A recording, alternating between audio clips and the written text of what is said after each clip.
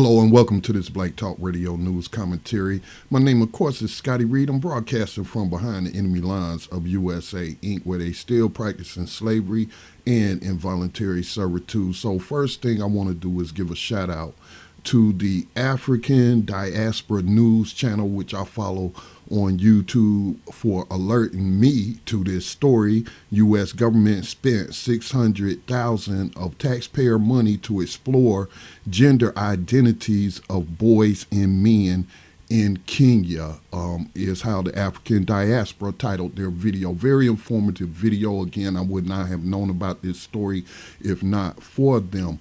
And this story goes back to 2018. It's the shocker. So I do consume a whole lot of progressive media. I'll watch CNN sometimes. I'm not saying CNN is progressive, but I'll watch CNN, MSNBC sometimes. Mostly, on the internet, you get these different clips, especially on YouTube. So, and Facebook. So, this story, I have to say, has been suppressed because it's new to me, and it happened during the Trump era.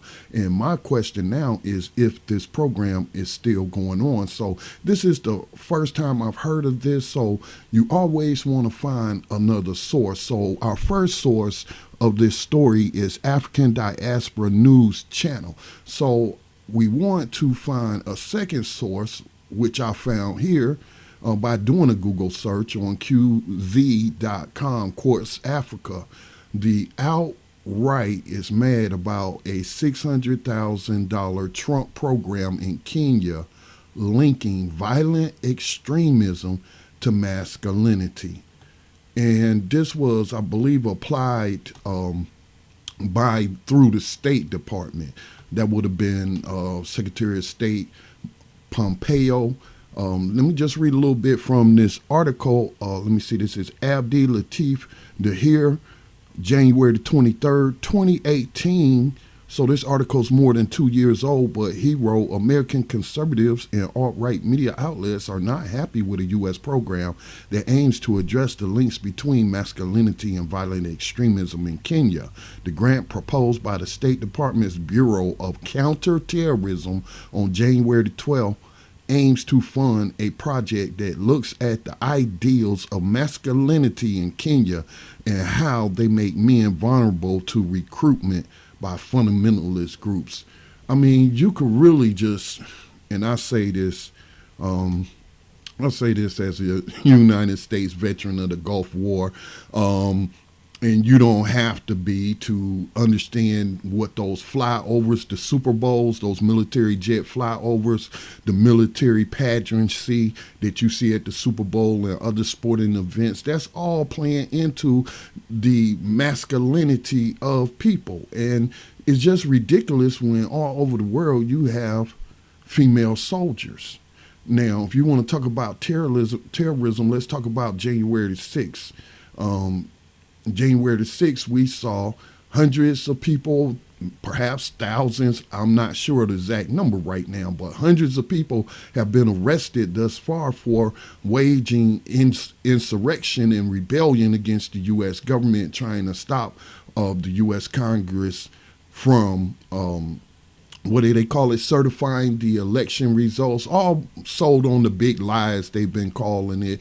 And the big lies actually based on some Hitler propaganda and propaganda techniques, Joseph Goebbels as well. But that's that's the historical context of that term. And it is a big lie that Donald Trump and his fellow conspirators push, that this election was fraud. These areas where you have a lot of minority voters, others, religious others, skin color others, fraud, ballot fraud, mail-in ballot fraud.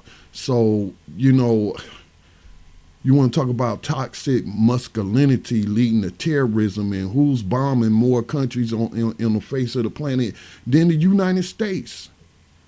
Regardless of who's a Republican, Democrat, male, female, although there's never been a female president, you've had a female Secretary of State like Hillary Clinton, and I believe Susan Rice as well. They were definitely pro-war. So all of this targeting of like the young lady in the other video she said, she talked about targeting black males, specifically heterosexual males. And I don't care what your sexual preference is, because I have met some very toxic gay people, gay males, gay white males, gay black males, very toxic. You know, because they, I guess, still are holding on to their masculinity. Is that how y'all going to try to explain it? It's just crazy. So anyway, I was just shocked to find that the Donald Trump, the epitome of toxic masculinity and a worldwide terrorist, was his administration was funding this. You know, I guess I shouldn't be shocked. I mean, white supremacists and racist suspects are very, very crafty. So this has been Scotty Reed with a Black Talk Radio News Commentary. Please support Black Talk Radio Network, the platform. It's a lot of great information, thousands and thousands of podcasts, archives, just really is a commentary on history, because it was talking about current events, a lot of the podcasts. So support this archive by making a tax-deductible donation to the Black Talk Media Project. Again, you could do that through blacktalkradionetwork.com or look in the description of wherever you're watching this video. Be sure to subscribe and hit that notification bell when we publish videos. All right, y'all. Peace and blessings to all. Stay safe.